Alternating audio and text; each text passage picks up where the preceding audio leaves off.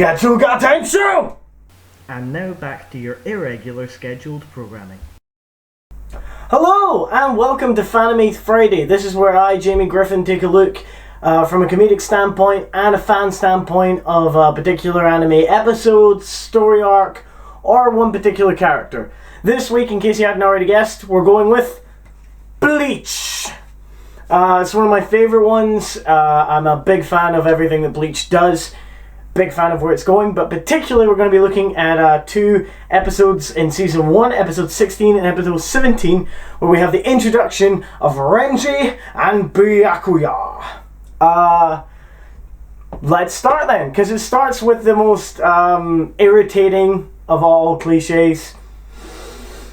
It's an anime favourite, it's the flashback. We have a big flashback to Rukia remembering all the fun times she had in school and all the fun people that she's met, and dear God, why is this necessary? It's really not necessary. We've been watching the whole time. If anyone is unaware that she's been making friends and that maybe she has a thing with Ichigo, although I don't really see it, but it's clearly, anyone who started watching from episode 16, you deserve to be lost. I don't think this flashback is very necessary. They go into the flashback, she then gets attacked by Renji. Just take a look at this guy. Wow, I mean, the man has the most anime hair I've ever seen without someone turning Super Saiyan. He has actual facial tattoos. The guy's basically trying to be all levels of badass. Although those glasses, I have to give credit where credit's due, because he has Google Glasses way before it was ever thought of.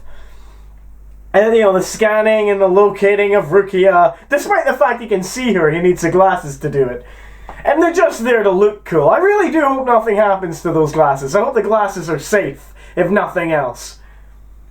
And he basically comes in and tells Rukia, your powers were stolen by a human, weren't they? Don't try to lie to us. We know, so we've came here to take them down. And she's like, we? And that's when he reveals Byakuya, who spends his entire time looking like this.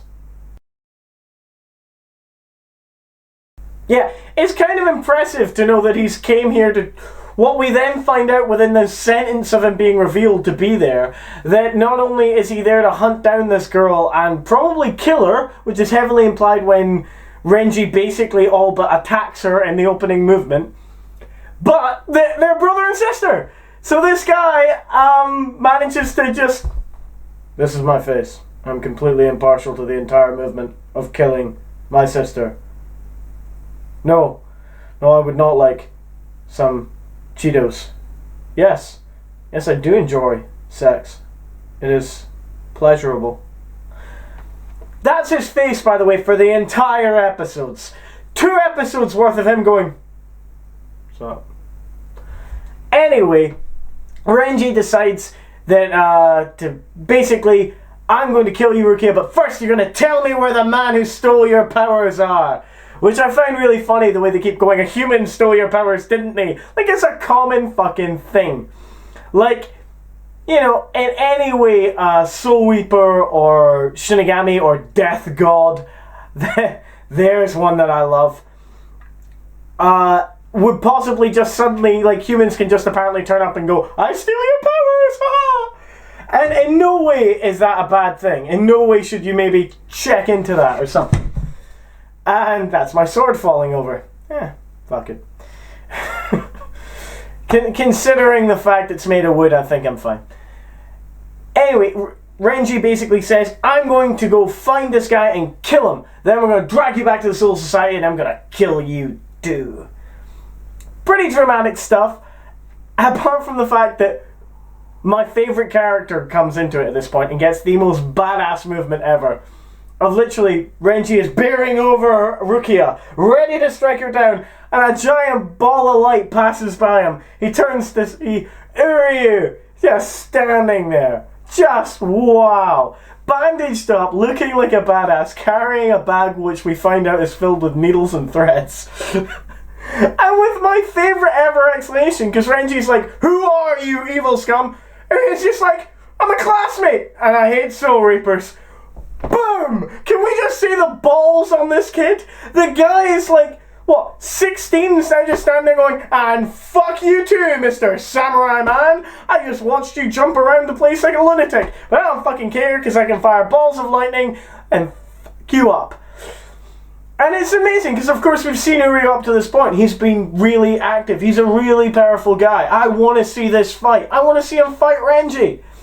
I really hope that they don't just skim over it and Uryu gets his ass kicked, let alone that they skim over it off screen and Uryu gets his ass kicked without me even being able to see it. Anyway, Uryu gets my favourite ever bit here for one simple reason. He comes in and they say to him, you know, what are you doing here? And he's like, oh, I just happened to be going round one of my favourite spots to get some needles and threads. It's not like I could sense your energy, came running out here to try and find you. That would be ridiculous. The balls on this kid, seriously, wow. He's staring at a guy with bright red fucking hair, facial tattoos, armed with a samurai sword about ready to kill someone, and his only reaction is to kind of go, I was in the neighborhood. So, but the best part is Renji gets so pissed off that he's like, I demand to know who you are, I demand to know who you are. He's like, I'm just a classmate, it's not good enough, I'll kill you. Even cuts his bag, the bastard. And Uryu delivers my favourite bit of going, fine, I'll tell you. My name is Uryu. And I am going to be the one to kill you. Oh my god! Is this guy not just the most badass thing that you've ever seen? He's the best nerd ever. Anyway, we cut to the worst and lowest point of this entire episode in 16. Con. The stupid mod soul trapped inside of a little teddy bear. Wow, it was a terrible concept in my opinion to begin with. But you find out that he has been trapped by Rukia and that Rukia has left a letter to explain to Ichigo that she's having to leave and she never wants him to come back. But, despite the fact that she left him this letter to explain where she was going, she doesn't want him to find it so soon. So she tapes Kon to the toilet of all places, because no one goes in there apparently, tapes him to the toilet for Ichigo not to find out. Ichigo's like sitting there as well, he's like, oh, it's 2 o'clock in the morning and Rukia's not back. It's not like she's important, and, you know, fuck it. And literally finds Kon and goes, what happened? Kon does this horrible explanation of, I was planning on running away, it turns out Rukia was as well. And then shows the letter to Ichigo. And this one really gets me, right? Rukia basically, as we find out, has been trying to slow down Ichigo. She wants to explain to him that she is leaving, but she doesn't want him to come after her. Fair play. Dumb idea to code it in the worst possible way. All she does is put B's in between certain words. And this is her coding. It's not even that many when you see the letter. And the worst part is she even has the way to decode it of take away the bunnies in the corner. Why put that in? Maybe it would be a good idea not to put that in. Make him fucking work for the translation to figure it out. Not that it's a difficult fucking code to crack anyway, but Ichigo's so fucking stupid he hasn't quite pieced together any of this shit yet. It's just a really stupid moment to prove that Ichigo's not there yet. So he goes to go after her, but he can't get the soul, the little pill out of Kon because, I don't know, apparently trying to overpower a stuffed animal is just too much for this kid. And my overall favourite character of the show turns up with the worst name ever. This is way back in season 1, folks. This is literally just before it was ending. There's only a couple more episodes to go, and they were calling him Mr. Hat and Clogs. Why? It's not a good name. Why not just call him Urahara? For the love of God, call him Urahara. I mean, I don't know who the fuck... Like, because they're supposed to try and keep this kind of mystery going. There's supposed to be this big thing of, we don't know who he is. He just keeps supplying great things to these people. Who could he might be? Call him Urahara. I don't know who Urahara is. Ichigo doesn't know who Urahara is.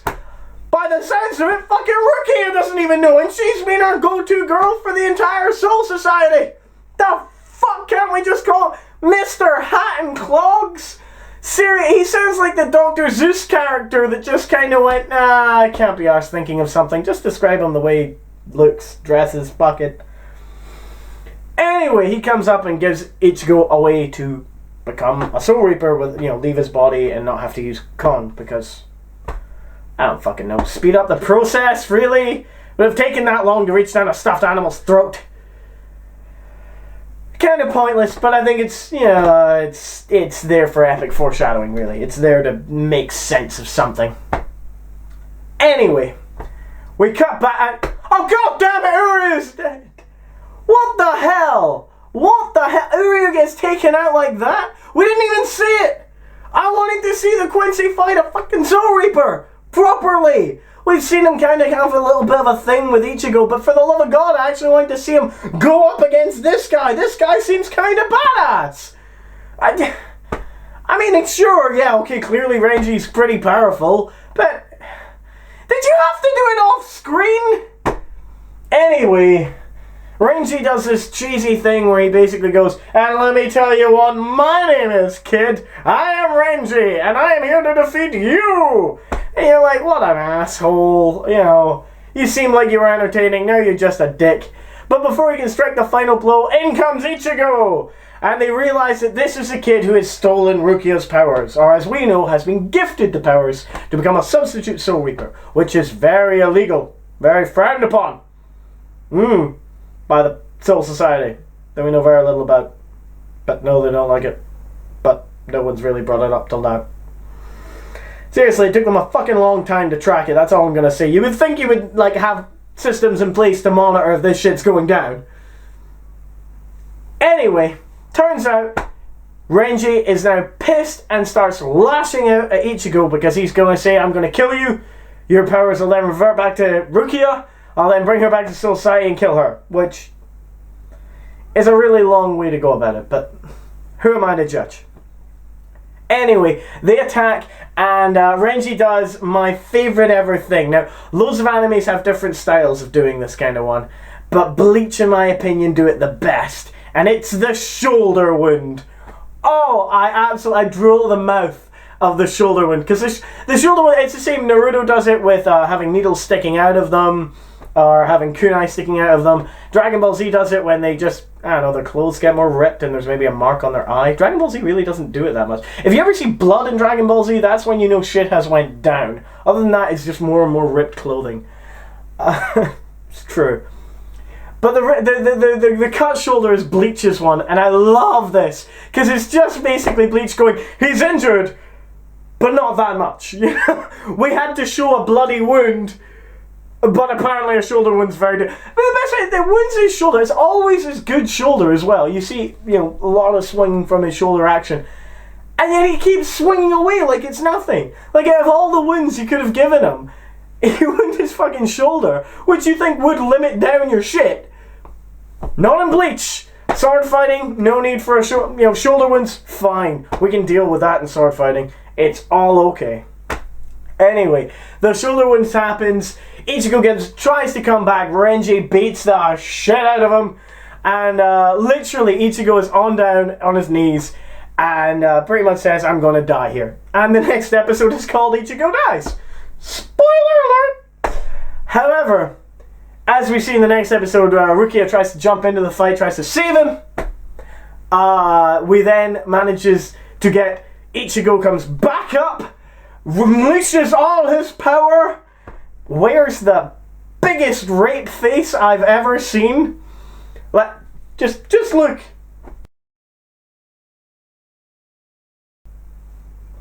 It's really creepy. That's a really creepy rape face, Ichigo. You went from being the hero of the group to the guy that might rape Renji. I think it's the tattoos. Tattoos are quite sexy. But after donning the new power and wearing a rape face, has my favourite dialogue piece ever, by the way, where he says to Renji, you seem to have gotten slower. Renji's like, no, you got faster. That's what. Moron! Who doesn't notice this? Who doesn't think that they're getting faster, but instead automatically goes, I must be getting slower, it's fine. I'm self-defeat. Ichigo, don't be so self-defeating. You're getting faster, no one's getting slower. That's the way the world works. Believe in yourself. Believe it. Different anime. Different anime. Anyway, Ichigo does pick up his speed and starts wailing on Renji. And I mean kicking his ass. This is like the biggest buff power that you've seen in a long time in this show. And just begins beating the shit. And there's literally a point where he's about to deliver the final blow. And Renji again is in these swap positions. Renji's down, I can't move. I'm going to die. Which you just can't help but think to yourself, wow, the Quincy got beat the shit out of. Quincy's do not get given enough respect. It's very clear. Because the Quincy got his ass kicked, or was left dying on the ground, begging Rukia not to go. And Ichigo takes a shoulder wound, accepts death, then goes, fuck it, I might be able to rape him. Jumps back up to his feet and just starts going to town on Renji, ready to kick his ass. We then have Byakuya. Remember Byakuya? That's the one. He comes in, completely destroys Ichigo. Like, brutalizes him to no end. And nothing, by the way. You don't even see it. You don't even see him do anything. He just kind of goes. That's it. You only see him step, and then suddenly, that's it. That's apparently enough for Ichigo to be beaten. What did he do? Apparently he's cut him, by the way, because Renji just suddenly goes, I almost didn't see his second attack, and I didn't see his first. And you're saying, oh, there was two? Where the hell? How was there two attacks in there? He stepped past him. It's like brushing past someone and suddenly the blood just explodes from him. What the fuck is going on? Anyway, it seems that Renji is now getting up. And wait a minute, I've just realized something. What the hell happened to Renji's glasses? Wait, motherfucking Ichigo took them off. No, fuck you, Ichigo, get down. I'm happy Byakuya cut you up. I'm happy. Look at this clip. The bastard cut them. He cut them in half. They're not even reusable. They're now completely ruined. Oh, fuck it. I would have given up like Renji too. I'd have collapsed on the heap going, I can't fight anymore. I'm glad Byakuya got you, you bastard. That being said, Ichigo still has enough balls to grab onto Byakuya's cloak and be like, I'll still die at your cloak. And literally Byakuya gets one of the most badass moments ever. I don't think it's quite as badass as a 16-year-old telling a bunch of samurai wielding Shinigami, I fucking hate you. But it's definitely up there when he just turns around and goes, I see you just wanted to die today. Understandable. And you're like, what? You're willing, I see you wanting to die. And just goes to kill Ichigo. And Rukia, in saving his life, does the really cliched, annoying thing where she does the whole big thing going, you can't do, and starts yelling at him saying, you can't touch him. He is the mighty Byakuya. He is my brother. You are worthless scum. I will not let you tarnish us. You will just die here on the ground, unworthy of his sword. And she literally actually says to him as well, it's like, you're just gonna die anyway, don't make it worse. And you're like, make it worse for who? You just said he's gonna die anyway. You're just being a selfish bitch. That's all you're being. Fuck you, Rukia. Maybe she was pissed off about Renji's glasses too. I'm still heartbroken about it. Anyway, they walk through a portal. Renji, Byakuya, and Rukia, and they leave Ichigo to die. Ichigo then has the creepiest naked moment I've ever seen. I'm not even going to show you the picture because I still think it weirds me out too much. But he has a creepy naked dream sequence and wakes up in Mr. Hat and Clog's house.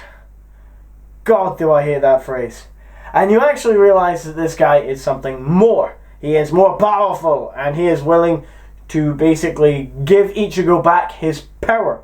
And because he seems to know the entire rigmarole of the Soul Society without any explanation as to how, fuck it, why would he?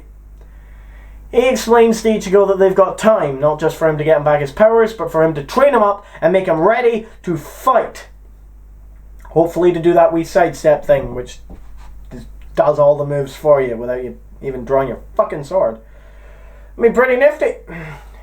You even find out that badass Uryu got up and went, I know when I'm licked. I'm gonna go away. Ichigo's the only one who can do it. And leaves. That's really not badass, is it? That's actually quite... They fucked with this character. They gave him a really badass moment and then just kind of went, piss it all away. Piss it all away. Piss it all away. Why would you do that to this guy? Anyway, it ends with Ichigo saying, I don't suppose I have a choice. And then the moment where he's like, it stopped raining. It's now, I'm ready to fight. So, why am I a fan of it if it's this kind of silly and stupid? Well, let me put on my fan hat and explain why. The main reason that I love Bleach so much is actually summed up very well in this one. It's one of the reasons why I chose it.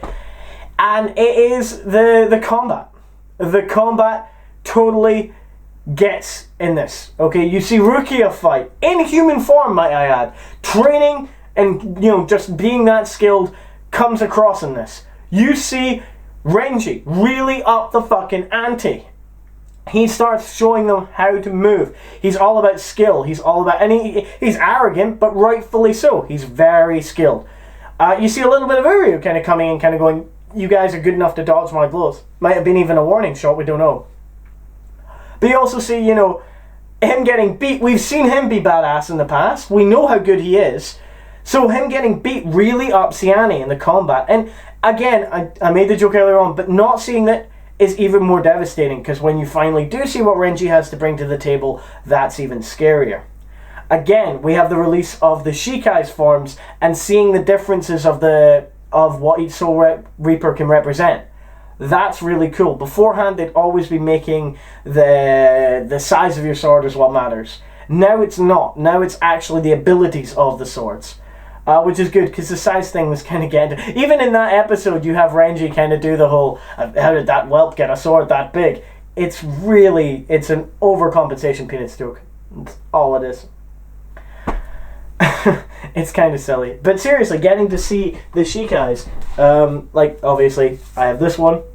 And I really do love the Shikai forms. I love the Bankais as well. But knowing that they can go up a notch is kind of impressive. Also, telling the story. The flashback is kind of unnecessary, but seeing Rukia's genuine reactions and her contemplating how it was to be a human for a while, you realize she's never had these kind of experiences. And because of this, she's actually getting connected. There's even a bit, which I love, where Rukia and Renji are discussing, and Renji says to her, you know, you've become soft, you've become more human-like because you're wearing that stupid human expression. And she looks really downright both hurt and shocked at this. Which I love, because she's genuinely, she was grown up as a nobody, as we later find out. She's been given an awful lot of stress, an awful lot of promise, and she is a very skilled Shinigami. She's dealt with a lot, she's had to see a lot of people pass away and deal with it, and she has in fact dealt with it and moved on. So now that she's getting a new generation of people to care for her, and to realize that she's not defined by being a Shinigami, which she used to think she was, it's kind of really impressive to see that. The other thing that I really love in this one is, again, the class level. They really bring this up. Like, they mention power level as a big deal. They've done it before. And again, you've seen Ichigo has basically proven time and time again for him that he is quite powerful. And although skill is a big thing, which again, they've kind of shown Renji starts kicking his ass, power level is also a big thing. And the step-ups or something, because they do it again later on, where you actually find out the different tiers of your everyday Shinigami, the seated ones, the lieutenants, and then the captains are really where it's at. And to see a captain do it, Byakuya, who you later find out is a captain, that's why he's dressed in white, it's not just a fashion statement, it's not just to make him look just as, you know, the palest of pale. That face, seriously. I'm going to show you it one more time. I don't know why, I find it really funny, just he has that face every time. But it shows his skill. The fact that you don't see his move, you don't see him do a big maneuver, you just see him sidestep in and Ichigo falls. And you're like, Ichigo just got a power upgrade as well. Ichigo just got a one-upmanship on a lot of things, and now he's collapsing in a heap. What happened? Where is this going? How is, what in the world is going on with this this guy can manage to do this? There's clearly a power difference here. And Bleach, I think, are really good at setting those power differences. It's saying you're quite powerful. But this is another level. And this isn't just one jump. This is like 5.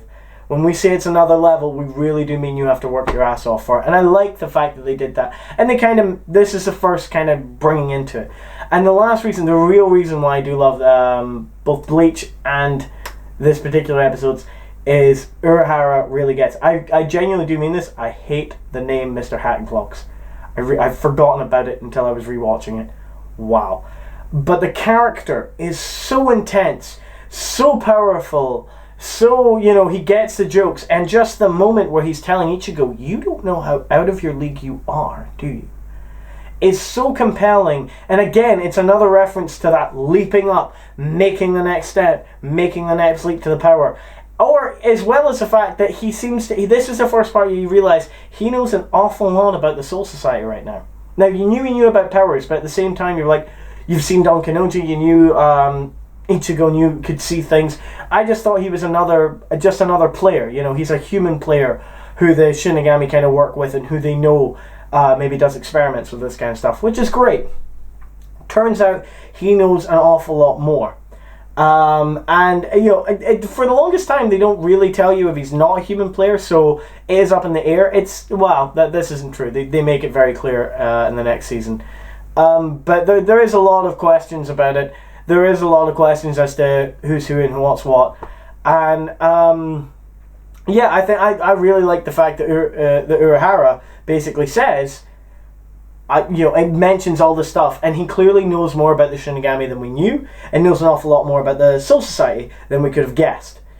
That's a big deal for me. Those kind of wee snippets, because you only keep seeing little snippets of them until the big reveals are done. I love it. That's why I'm a fan of it, anyway. Now to ask for your help, because if you did like the video, please do subscribe. There will be more Fanamie Fridays. But as you can see, this shelving, it's all empty. And the reason it's empty is because I need new animes to watch. I'm going to get some I do have some DVDs. I'm going to be putting them up there soon. I need more animes. So, as I've said before, in the first video, there's a list of animes that I already watch. I'm going to be asking for more, and I'm going to try and add kind of a DVD or collection up there to kind of vary each one. I'm hoping to do that anyway. So please do leave comments below of any animes you think I should definitely be watching. If there's any episodes you think I should be watching of some animes you think are good fun, throw them out there. And most importantly, make sure to come back. Where? Right here on Season 0.